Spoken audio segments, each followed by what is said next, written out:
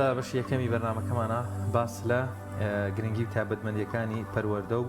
وەرزش دەکەین لە کوردستان بە دنیایەوە مامەنگە کۆمەڵێک باس هەڵبگرێ پەروەردە بە جان بەجیاوازەکانی ڕەنگە جۆرێک لە جۆرەکانێمە پەروەردەیەکی جەستەیشمان پێویست بێ وەروەها چۆن ئەمە ئیشی لەسەر بکرێت بۆ مەبەستەش میوانداری هەرێکە لە بەڕێزان مامۆستا کۆچەر محەممەد عارف بەرپرسی مەکتەبی کاروباری وەرزشی لە کۆمەڵی دادگەری وەروا زۆر بەڕێز کاک شێخ سەلام معروف سەرۆکی لیژنەی یەکێتی فستاڵی سلێمانیمان کردووە. کاک شێخ سەلام بەخێر بێن. مامۆستا کۆچەر زۆر بەخێر بێن. لە ڕێشی سپێوە دەست پێ بکەین شێخ سەلام هەردووتان. زۆر باشە کاک شێخ سەلام لە بەڕێستەوە دەست پێ یەکەم بەڕێستان بەو حکمەی کە مەسەلەن وەکو سەرۆکی لیژنەی یەکێتی فستاڵی سلێمانی بەڵێ وەکو یەکێک لەو جۆرە وەرزشانەی کە ڕەنگە بەجستەی یەکرێ و ئەمانە لە پاڵیشە سەرنجت لەسەر بارەدۆخی پەروەردە و وەرزش چۆنە لە کوردستانیان شخصەیەکت لەم بارەوە هەیە؟ لە ڕاستیە سەرەتا ئەمێ سپاسبوونێکی ئەوە بکەم و سپاسبوونی ئەو کارمەندانی ئەم ستۆدیۆ بکەم بەڕاستی زۆر دەرفەتەی کە بۆتان ڕێخستم بۆ بەناوی خۆشەوە دەست پێکەین ئینشاءڵڵا. سەبارەت بە وەرزش و پەروەردەی وەرزش لە کوردستانە ئەتوانم بڵێم لە ژێر سفرەوەی بەڕاستی وەرزش بە تایبەتی لە سلەیمانیا وردە بەرەو نەمان ئەڕۆ و پەروەردەی وەرزشیش بە هەمان شێوەیە ئەگەر لە بازە فێرگەیەک و لە بازە ئەکادمیایەکی وەرزشی نادیەکانە نەبێت بەڕاستی ئەوەشی تر بنەماکەی نامێنێ بناغی وەرزش لە ناو سلێمانیا بە هیچ شێوەیەک نامێنێ. من نمونە هێنمەوە بۆ ئەوی کە چەند ساڵێک نادی سلێمانی ساحایەکی باشیان بۆ دروست کرد ئیمکانێتیشی باشیان خستە بەردەستی چیمەنێکی زۆر جوانیان دروست کرد پاش ساڵێک کرم خواردی چیمەنەک مەجبور پاتکەن نادی نەورۆز سەرکەوت بۆ پلە مۆمتازی عێراق مەجبور بوون کە ڕەتەچکە و چیمەنە هەڵگێڕنەوە چیمەنەکان هەڵگێڕایەوە بۆ ئەوی کە لیژنەی تەراخیصی عێراقی مەجبور بوون کە ئەم یانانەی لە یانە نایابەکانە یاریەکەن یاریگای تایبەت بەخۆیان هەبێ و یاریگایەکی دووەلی بێ مواصفاتی دووەلی تیا بێ بۆیە پەلاماری ئەو یاریگای نادی سلێمانیان نا کە ڕەتیچکە چیمەنەکەیان هەڵگێڕایەوە و سەر لە نوێ دەستیان پێکردەوە و تا گەیشتەوە حاڵەتە قۆناغێکی تەواوی یانەی وەرزشی نەورۆز لە دەرەوەی یاریگای خۆی لە شارەکانی بەغا و دەرەوەی سلەیمانیا یاری کردووە. ئەوە بەنسبەت پێشکەوتنی وەرزش لە کوردستانە. مامۆستا کۆچەر بەڕێستان بەرپرسی مەکتەبی کاروباری وەرزشین لە کۆمەڵی دادگەری ئێوەکو خۆتان لە کوردستانە چۆن هەوڵتانداوە بۆ گرنگیدان بەبواری پەروەردەی وەرزشی و وەکو مامۆستاش ئاماژەی پێ بدا وەرزش چۆنە بینی لە کوردستان؟ بسم الله الرحمن الرحيم الحمد لله رب العالمين والصلاة والسلام على محمد وعلى آله وصحبه أجمعين. سپاس و دەستخۆشی بۆ بەڕێستان و جەنابی کاک شێخ و تاوی کارمەندان و بینەرانی بەڕێز. ئەوەی جەنابتان فەرمووتان ئێمە هەر بۆ بەرڕۆشتنایی ئەو دروشمی کە مەکتەبی کاروباری وەرزشی لە لۆکەکەی هەڵی گرتووە وەرزش بە پەروەردە ئەگاتە لوتکە بەرمەبنای ئەوە ئێمە وەکو مەکتەبی کاروباری وەرزشی هەر لە سەرەتاوە دەستمانداوەتە کۆی وەرزش لە سایە و سێبەری بابەتی پەروەردەی. ئێمە پەروەردەی وەرزشمان هەیە پەروەردە وەرزشمان هەیە. پەروەردەی وەرزش واتە ئەو پەروەردە بەدەنی و جەستەیی ئەگرێتەوە. پەروەردە و وەرزش بابەتە سلوکی و ئەخلاقیاتەکان ئەگرێتەوە کە تایبەتمەندی خۆی هەیە. ئێمە لەو زنجیرە ئێمە ئێستا دەستمانداوەتێ لە هەڵەبجەی شەهیدەوە دەستمان پێ کرد و شارەکانی دیکەش پشتیوان بەخوا بەرنامەمان هەیە کە کۆمەڵێک گفتوگۆی گراوە ئەنجام بدەین بۆ کۆی ڕاو پێشنیاری کەسایەتی وەرزشیەکان کەسایەتی ئەکادیمی وەرزشیەکان وەرزشکار تازەکان بۆی هەر هەموو ڕاو پێشنیارەکان ئاوێتە بن بە ئومێدەوەی چۆن بتوانین سلوکیاتی هەرحەمنەکە سلوکیاتێک هەیە بەڵام چۆن بتوانین سلوکیاتی بابەتە پەروەردەیەکان بەواتای وشە ئاوێتەی فێرخواز یاریزان ڕاهێنەر جمهور ڕاگەیاندکاری وەرزشی میدیاکاری وەرزشی ڕۆژنامە نووسی وەرزشی هەر هەمووی ئەو ئاوێتەبوونی زیاتر بێت چکە بابەتی پەروەردە و وەرزش بابەتێکی سلوکیە بۆ ئێمە دەستمان داوەتێ لە هەڵەبجە و لە شارەکانی کەش نیەتمان ئینشاءڵڵا مەبەستمانە چکە ئەم بابەتە کە بابەتێکی گرنگە و تایبەتە وابەستەیە بە ئەخلاقیەتی کەسەکان خۆیانەوە من وەکو وەرزشکارێک بەڕێزێکی وەکو وەرزشکارێک لە ناو یاریگایەکە کۆی کەڵم یاریگا مەوەستم کۆی بەشە وەرزشەکانە سان چۆن بتوانێت مامەڵە بکە حتا وردبوونەوە لەوەی چۆن فێرخوازی ڕێز و احترام و تەقدیری لە ڕاهێنەرەکەی خۆی بگرێت ڕاهێنەرەکەی خۆی چۆن مامەڵەی تەندروست و دروست لەگەڵ فێرخواز و یاریزانەکەی خۆی بکە ئێمە لەو ڕوانگە کە کارمان کردو ئومێدمان وایە پشتیوان بەخوا هەنگاوەکانمان شوێنی خۆی بکرێت بە هاوکاری هەموو لایەک طبعاً ئێمە لەو پێش کۆمەڵێ وتوبێژ یا کۆمەڵێک ڕاوەرگرتن حتا لێکێک لەو بابەتەکان جەنابی کاک شێخ حضوری هەیە بە ڕێزانی کە دیکەش حضوریان هەبووە نیەتمانە پشتیوان بەخوا ئەو هەنگاوی کە ناومانە بە هەموومانەوە بە هەموو کەسێک کە خۆی پێی وابێ وەرزشکار و خزمەتی وەرزشەکە ئەو بابەتە پەروەردەی گرنگی پێ بدەین و پشتیوان بەخوا ڕنگ بداتەوە دەستخان خۆشێخە کاک شێخ سەلامیانی ئەو هەنگاوەی مامۆستا کۆچەرەوان گرتویانەتە بەر یعنی زۆر توانم بڵێم ینی بناغەیە تۆ کەسێک فێری وەرسی کاراتیەکی تۆ جستێن ڕایەنی زۆریش باش دەتوانێت مەسەلەن بەرگی لە خۆی پاشەڕکە بەڵام ئەگەر پەروەردەیەکی جوانت نەکرد بێ پێشەوەی تۆی بیکەیتە یاریزان ڕەنگە سەرێشت بۆ دروست بکە بە هەمان شێوە ڕەنگە یاریزانێک یان جمهورێک باسیکیانی زۆر گرنگە ئەمە ئێوە چۆن پشتیوانە بن یاخود ئەم فەراغی ئەمانێ سپڕیان کردێت هەر بەڕاستی فەراغە ئەمەمان نەبووە بینیمانانی دی نمونە هەیە کە لە کۆمەلگایە بەتا بابەتە وەرزشیەکە ئەڵێم زۆر گرفتمانە بێ بڵێن خۆزگە بەر لەوەی ئەم یاریزانە هێرش بەرێکی زۆر باش وایە مەسەلەن ئەدەبیاتێکی باشیشی هەبوایە ئەکیدە بەڕێزجان سەبارەت بە پەروەردەی وەرزش نەک هەر وەرزش یعنی هەموو سێکتەرەکانی ژیان پێویستی بە پەروەردە هەیە لە کاتێکە کە یاریزانێکی وەکو مارەدۆنا دروستە بێ ئوستورەیەکە لە هەموو عالەمە هەموو عالم لە ڕاستەکەیە کاتێکە اعتیزالی کرد من خۆم وەلەو کابراایکی لەگەڵ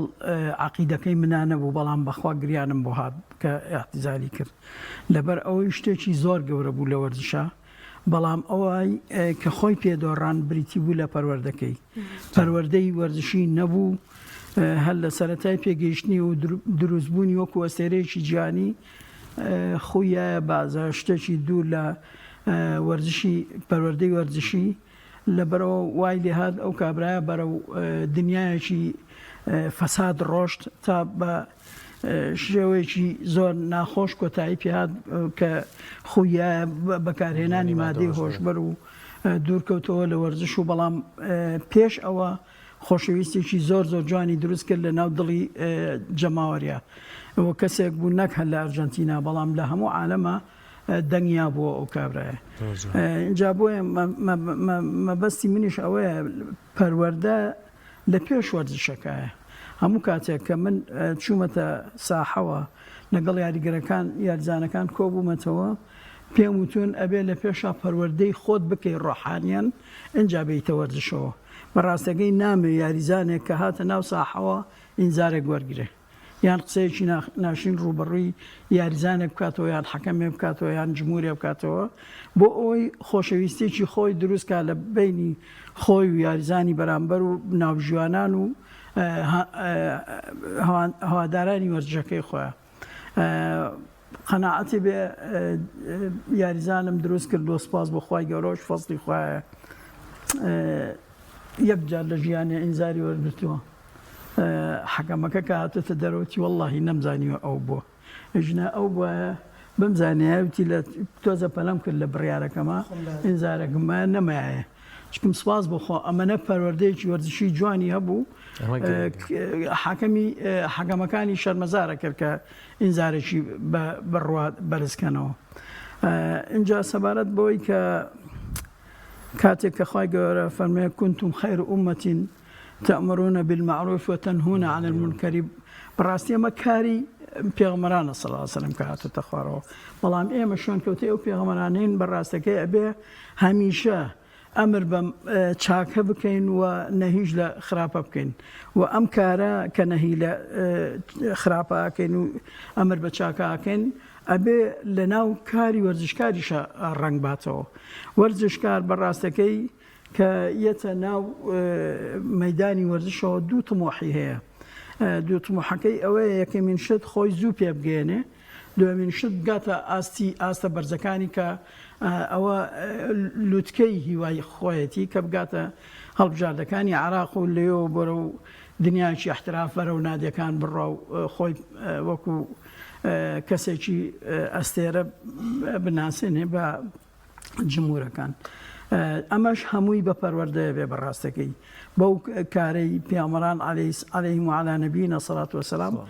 کە ئەمر بە چاکە بکەن و نەهی لە خراپە بکەن کە ئەمە کاری هەموو پێغەمبەرانە. ئێمە شوێنکەوتەی ئەوانین بەو شێوەیە بتوانین کاری چاک بکەین و بۆی بتوانین بە زووترین کات چکم یاریزانی ئێمە وەرزشەوانی ئێمە بەڕاستی پەروەردەی زۆر نوقسانە. هەم لە بواری ئیشەکەی خۆیان بۆ نمونە من ئەڵێم ئەگەر کەسێک سەقافەیەکی وەرزشی و پەروەردەیەکی وەرزشی هەیە بێ لای ئێمە کە ئەگاتە ئاستەی هین مەفروض زیاتر احتیمام بە خۆیان. من زەمانێک لە ناو یاریزانی بڵێن عراقا ژیام و یاریزانەکانی فوتساڵی هەڵبژاردەی عراق یاریزانی کورد هەڵبژێراوە بە زۆر بردومانە. وەڵڵاهی لە عەمرە بووم مدربی منتەخەب تەلەفۆنی کردوێتی کاکە فڵان کەس و فڵان کەسمان بۆ بنێرە، منیش مەجبور لێەوە تەلەفۆنم بۆ کردوم تۆ کاکە بڕن. ئاواتی هەموو یاریزانەکە کە گاتە مستەوایەکی زۆر بەرز بە حکمی ئەوەی کە پەروەردەی وەرزشەکەی وەکو پێویست نەبووە بیری لەوە نەکردێتەوە کە ئەو بە چپایە گەیشتووە چ مستەوایە گەیشتووە وازی لەو شتانە هێناوە. منی بەڕاستی زۆر ئازاراوە چکم زۆر هیلاک بووین لەگەڵیاناوە بەڵام خۆیان پەروەردەی وەرزشەکان وەکو پێویست نەبووە کە بگەنە ئەو ئاستە بەرزە. مامۆستا کۆچەر کەواتە چۆن پەروەردە وەرزش ئێوە پێکەوە کۆکەنەوە بۆ ئەوەی کە وەکو مامۆستاژان بەژێ پێکرد ڕەنگە ئێمە کاتێک کەسێک یەت وەرزشەکە بە تایبەتی ئەو لایەنە پەروەردەی ئیهمال کرابێ کاتت دەتوانێت هەم ڕاهێنان بکات هەمیش گرنگی بە لایەنە پەروەردەی و پەروەردەیەکی بدرێت. بەڵێ ئێمە کۆی کار و چالەکەکان بە شەورچەکان ئێمە هاتووین پشتیوان بەخوا ڕابەری پەروەردەیمان بۆداناوە لەگەڵ ڕابەری پەروەردەکە منهەجمان پێداون منهەجی پەروەردەی منهەجەکە پەیوەستە بە ئاداب بە مامەڵەکردن پەیوەستە بە بیر و باوەڕ پەیوەستە بەو مەبادیئەی کە میلەتی کورد ساڵەهای شەئەنازی پێوە کە ئەویش ئیسلامە. ئێمە سوپاس بۆخوا هەنگاو نراوە بەڵام هەنگاوەکانمان هێشتا سەرەتان توانراوە سود بگەێنرێن. ئێمە ئەوەش بە بیری خۆم بێنمەوە لە خزمەتی جەنابی کاک شێخ سەلامە لە ساڵی 1970 کە من یاریزانێکم لە خزمەت جەنابی کاک شێخ و کاک شێخیش کە ڕاهێنەرم بووە من دوو نمونە عەرزی بینەرانی بەڕێز بکەم.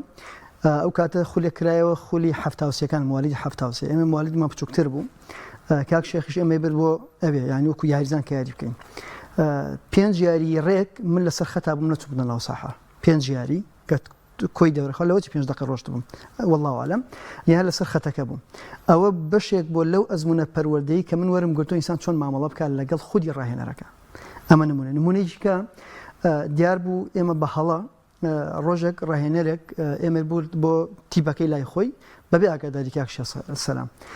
من لەگەڵ نەفەریەک کە بەناوی کاک شاخەوان ئەگەر ئێستا گوێی لە دەنگم بێ کە الحەمدولillah یاریزانێکی زۆر مەزبوط و بەتوانا بوو وعەلەیکم سەلام وبەرەکاتوه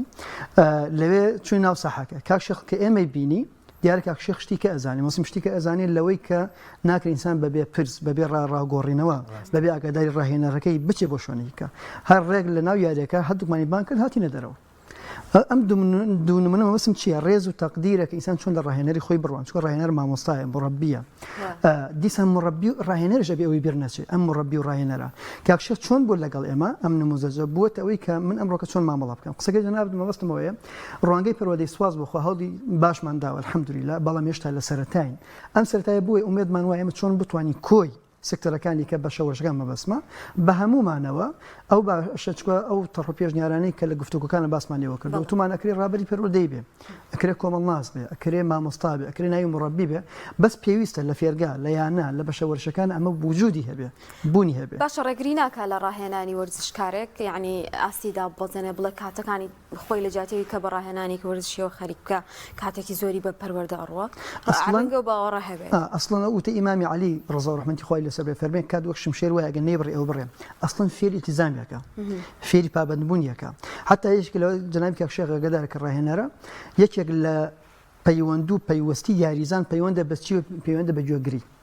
کاتێ تەمرینێکی پێدرێت چۆن وەکو تەمرینەکە کە پێ 100% ئەنجامی بدا کاتێکی خۆی نەفەوتێنە لە کاتی خۆی حاضر بێت لە کاتی خۆی بڕۆتە دەرەوە قاڵە قاڵ و دەنگەدەنگ نەکە هات و هاوار نەکە ئیلتیزاماتی بە ڕاهێنەرەکەەوە ئیلتیزاماتی بە فێرخواز و یاریزانەکانەوە بێت کەواتە و پەروەدە ئینسان دروست و تەندروستەکە ڕێکێکە ئاڵەیەکە بە کاڵایە بە پێی باڵای کەسەکە خۆش باشە ماوەسا کۆچەر شێخ سەلامی وەلات بەس ئەمێ بزانم ماوەسا کۆچەر ئێستا پیاوێکی سیاسیە دامی ئەنجومەنی باڵای ئەندامی سەرکردایەتی با بڵێن هێزێکی سیاسی مەکتەبێکی وەرزشیت هەیە دەست داوەتە ئەم بابەتە زۆر چالاکی با بڵێن چۆن چ میکانیزمێکت گرتووەتە بەر بۆ جێبەجێکردنی ئەم بەرنامەی دادڕشتووە کۆمەڵی دادگەری وەکو هێزێکی سیاسی چۆن پشتیوانی مەکتەبەکەی جەنابتە کە بتوانی پەروەردە و وەرزش پێکەوە بگەینیتە قۆناغێکی باش یاخود جێبەجێ بکە یان بگەیتە دەست بگاتە هەموو ئەو وەرزشکاران و وەرسە جیاوازەکان و نادی و ڕاهێنەرانەی کە بڵێ پێویستە بەر لەوەی یاریزانەکە بەباشی پێبگەێنن ئەم لایەنە دەرونی و پەروەردەیەشی ئەبێ پێبگەێنن میکانیزمەکانت چین من جارێک کارکتەرێکی ئەو مەنهەج و سیاسەتەی حیزبم کە منیان داناوە واتە بارتەقای ئیشی ئێمە بەرمەبنای ئیشی حیزبە هەر دانان و دروستکردنی مەکتەبەکە خۆی تایبەتمەندیە بۆی کە کۆمەڵی دادگەری تایبەتمەندی بۆ بەشەدا لەو ڕوانگەیشەوە پاڵپشت و پشتیوان بوون سواز بۆ خوا کۆی ئەنجومەنەکان ئەنجومەنە باڵاکە من مەبەستمە هەم لە ڕووی بانگەواز و پەروەدە هەم ئەنجومەنی بەڕێوەبردن و ڕێخستن هەم ئەنجومەنی ڕامیاری کە هەرسی ئەنجومەنەکە پاڵپشت و پشتیوان بوون بابەتە بۆ لەبەر و پاڵپشت و پشتیوان کە مۆزوعی وەرزش لە کوردستاندا یا لە جیهانە بڵین بە مەفهومێکی گشتی تایبەتمەندی خۆی هەیە ئەم وەرزشە لایەنە جەستەکەیش هەیە هەم لایەنە پەروەردەیەکەی هەیە بە هەردووکی کۆکراوەتەوە هەوڵ بدرێت بۆیە ئێمە سوپاسیان نەکەین دەستی ئێمەیان کراوە کردووە ئێمە چۆن بتوانین لەگەڵ هەموو کەسێک ئولفەتمان هەبێ لەگەڵ کۆی ئیتیحادەکانە لەگەڵ لیژنەی ئۆلۆمپیا لەگەڵ یەکێکی تۆپیا لەگەڵ ئیتیحادەکانی چی کوردستان چی عێراقی بۆ ئێمە بە هەمومانەوە بتوانین کە الحەمدە خاڵی هەڵبەشمان زۆرە لەو بابەتە ئێمە بە هەمومان بتوانین ئەوەی کە پێویستە ئەگەر کە ئەو کەم و کەسرانەی هەیە بە هەمومان پڕیکەینەوە لەبەر ئێمە سوپاسیان نەکەین پاڵپشتێکی باش بوون بۆ ئێمە وە کورتەکەی ئەوەیە ئێمە سیاسەتە تەندروستەکەی کۆمەڵی دادگەری کە خزمەتە بە میلەتی کورد و بابەتە وەرزشەکە وەجێبەجێەکەین مامۆستا سەلام ئێمە تا چەندێک توانی ومانە بەڕاستی وەرزشکاری باش پێ بگەێنین زۆربەی کات گەنجان بەڕاستی لە وڵاتی ئێمە کەمترین توانای خۆیان نەتوان بەکاربێنن یاخود ئەو هەلەیان بۆ بڕخسێ پێت وایە ئێمە کەسانی باشمان هەیە گەنجی باشمان هەیە وەرزشکاری باشمان هەیە پێ بگەێنین یاخود کەسانێکمان هەیە پێگەیشتبن ڕاستە فەرمی والله بنسبة كسانك واستخوا جرا فرمي الذين جاهدوا فينا لنهدينهم سبلنا وإن الله مع المحسنين براستكي إما خلشي شاك من هي كادري زور باش من هي بالله الكريم استاك سيري ورزشكم لعراق أو تشامبيون صالك إشرافي دوري عراقي ممتازكم لفوتسالا والله أميك لساحة كاني خمانا لساحة بشكولا كان أيبينين بعض حركات وتكنيك شي برزي ياريزان والله لدوري عراقي لما أمشن صالة بينيوه لما تأكيدك ولا سروي كإما خامي زور باشمانية لورزشة خلشي زور باششمانية لورزشة بلام خامة شاكا كان يشو راهنە چاکەکانیش هەمووی دوورخراونەتەوە لە وەرزش کەسانی ئێستا وەرزشیان گرتوێتە دەست کە بەڕاستەکەی بەس بۆ پڕکردنەوەی پۆست و پلەپایە جێگەیان لە کەسانی ئیشکەر ئەوانەی کە جیهاد دەکەن بۆ ئەم ئیشە جێگەیان لەوانە لێش کردووە و ئەو پشتیوانی کە خوای گەورەشایکە لەگەڵ کەسانی ڕاستگواییکە بەڕاستەکەی لەگەڵ کەسانێکان نایکە کە بە غەریزەیەک و بە ڕیایەک هاتوۆتە ئەو شوێنەوە و بەس خۆی پیشان بە و ئەو مەکسەبە مادیە هەیە بە ئیسراحەت بیخوا لەبەرەوە ئەتوانین زۆر بەباشی تیپ دروستکەین بۆ نمونە من لە ساڵی 2006 فوتساڵی نادی نەورۆزم گرتە دەست سپاس بەخوای گەورە لە 2008 یەکەمی عراق بووین و سەرکەوتین بۆ یانە پاڵەوانەکانی ئاسیا بەڵام لە دوای ئەوە سێرەکەم محارەبەیەکی زۆر کراین لەبەر ئەوەی بە شێوەیەکی پەروەردەیەکی ڕاستەقینە ئەمانویست ئەو وەرزشە برەو پێبین نەخێر نیەتێک هەبوو لە پشت ئەو پەروەردەیەوە کە نەیانێژ لەو پەروەردەیە بە تەواوەتی بچێتە سەر و بۆ نمونە من ئەم پیاوەش لەگەڵ مامۆستا حەمەسەعیا لە نادی سیروان یاریزان بوون لای خۆمان پاشەوەی کە تەسفیاتمان کردە و ساد و ئیدارەیی بوو تیپەکەمان گەیان بە دووهەمی گەیشتینە ممتازی کوردستان کەچی کە گەیشتینەوە هاتم تەنگاکەم تیپەمان ناوێ بەو شێوێ سکرتێر یانەکە هاتە لاموتی منم تیپەم نایە بەم شێوێ لە ساحا بە جەماعەت نوێژەکەن و کەسانی بە ئەدەب و بە ئەخلاق و پەروەردەکراوێکی جوان منیش با ناوی ئەو پیاوە نەبم وتم وەڵڵاهی 100 ساڵی تریش من عمرم بێ لە وەرزشە لەوە زیاتر لەو تربیەتە زیاتر ناتوانم ئیتجاهەکەم بگۆڕم جایتر ئێوە ئەتانەوێ ئێمە ئەو تربیەتەمانەوێ ناتانەوێ ئێمە دوورەکەوینەوە ئەو دوور کەوتینەوە پاش ساڵێک ئەو مەکسەبەی کە ئێمە بە دەستمانێ نابووان هێنایە نەخوارەوە جەکەواتە مامۆستا کۆچەریانێ فەرمەوە لە واقعەکەیە لە مێژووی ساڵی 2006یان پێشتری ڕەنگەم حاڵەتە هەبوو بێ چۆن بەڕێستان ئەو هێزە سیاسی پشتیوانی ئێوەیە و دەستکراوی کردوون بۆی پەروەردەیەکی جوان بۆ تەرە وەرزشیەکان دروست بکەن لە نێو گۆڕەپان و ساحە و مەیدانەکانە لەو لاشۆ ڕەنگە کۆمەڵێک هێز و کۆمەڵێک ڕێکخرا و بزاف و تەنانەت تا ئاستی نێودوڵەتیش هەبێ ئەیانەوێ ئەوە نەبێت هەماهەنگیتان لەگەڵ مەکتەبی وەرزشی حیزبەکانی تر ئەگەر هەیان بێ و لەگەڵ دامەزراوە میریەکان چۆن دەمتانەوەیان ئایا پشتیوانن یاخود بە پێچوانەوە فەرموو ئەوە نمونەمانەیە و کاک شێخ سەلام باسەکە نایەوێ گەنجێکی بەڕەوشت بێتە بچێتە تیپەکەیەوە ئەوێ کابراایەکی لاروێر بێنجا ئەو پێی خۆشە ئیتر قازانجێکی لە چیایەوە خۆی ئەزانێ بەڵێ ئێمە تقریبا سەردانی ژمارێک لە لایەنە سیاسیەکانمان کردووە کە یان بۆردیان هەیە یان دەستگایان هەیە بەشی وەرشی ئێمە سوپاسیان نەکەین کاتێک گفتوگۆ باسمان کرد ئەم بابەتە ئەوانیش هاو هەڵوێست و هاو وەکو بڵێ مەبەست بوون کە بابەتی پەروەردی بەشێکی زۆر گرنگە ناکرێ فەرامۆش بکرێ